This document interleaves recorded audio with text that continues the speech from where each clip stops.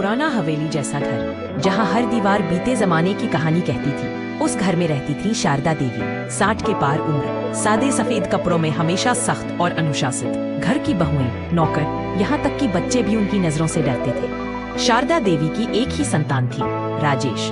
वही उनकी आंखों का तारा, उनकी जिंदगी की एकमात्र उम्मीद। जब राजेश की शादी हुई सीमा से, तो मोहल्ले में सबने कहा अब शारदा देवी का घर रोशन हो जाएगा। पर कौन जानता था कि यह रोशनी कुछ ही समय में अंधेरे में बदल जाएगी। सीमा एक शिक्षित, संस्कारी और सादगी पसंद लड़की थी। उसने सोचा था कि सास उसे अपनी बेटी की तरह अपनाएगी, पर शारदा देवी के मन में कुछ और ही था। शुरू के कुछ दिन तो ठीक रहे, लेकिन धीरे धीरे उनकी नाराजगी झलकने लगी। अरे बहू, ये सब्जी में नमक ज्यादा है, तुम्हें ये साड़ी पहननी चाहिए थी, ये तो शादी के बाद वाली नहीं लगती। राजेश को काम से लौटने में देर क्यों हुई? क्या तुमने टाइम पर खाना नहीं दिया?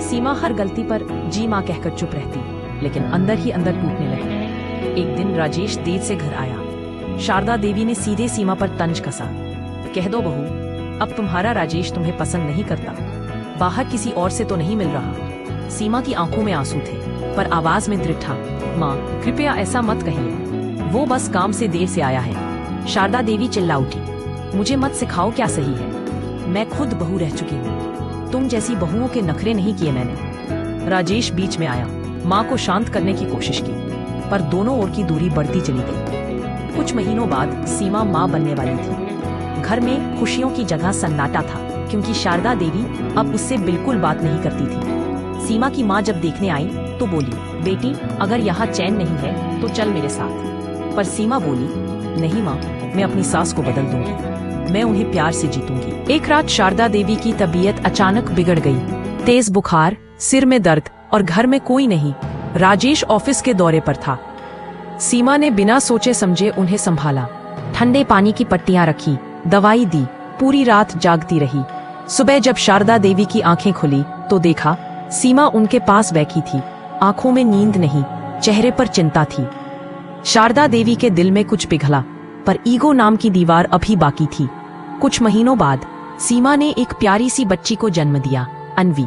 शारदा देवी पहली बार दादी बनी। उन्होंने पहली बार बच्ची को गोद में लिया और अनजाने में कहा, सीमा बिल्कुल तुम्हारी तरह लगती है।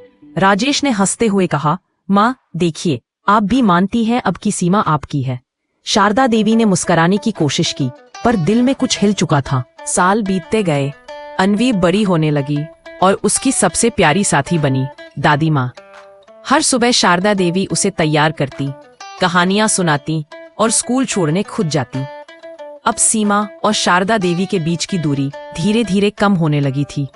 एक दिन अन्वी बोली, मम्मी दादी कहती है कि जब वो छोटी थी तब उनकी भी सास उन्हें बहुत डांटती थी। सीमा चौंक गई, क्या सच में ऐसा कहा उन्होंने? शाम को सीमा ने हिम्मत जुटाकर पूछा, माँ आपने अपनी सास के साथ इतना सहा, फिर मुझसे क्यों नाराज रही इतने साल? शारदा देवी ने लंबी सांस ली, क्योंकि मैं डरती थी कहीं तुम मुझसे मेरा बेटा ना छीन लो, जैसे मेरी सास ने मेरा सुख छीन लिया था। मैंने वही गलती दोहराई जो उन्होंने की थी। शारदा देवी की आंखों में आंसू थे, बहू मैं गलत थी, तुमने मुझे बेटी की तरह चाहा और मैंने तुम्हें पराया समझा। सीमा ने आगे बढ़कर उनके पैर छुए, माँ अब कुछ गलत नहीं, जो बीत गया वो भूल जाइए। दोनों एक दूसरे से लिपटकर रो पड़ी। अन्वी दौड़कर आई, क्या हुआ दादी मम्मी, आप दोनों रो क्यों रही हैं? राजेश ने हंसते हुए कहा, खुशी के आंसू हैं बेटा, अब हमारी फैमिली पूरी हो गई। इस comment, like, share and subscribe channel.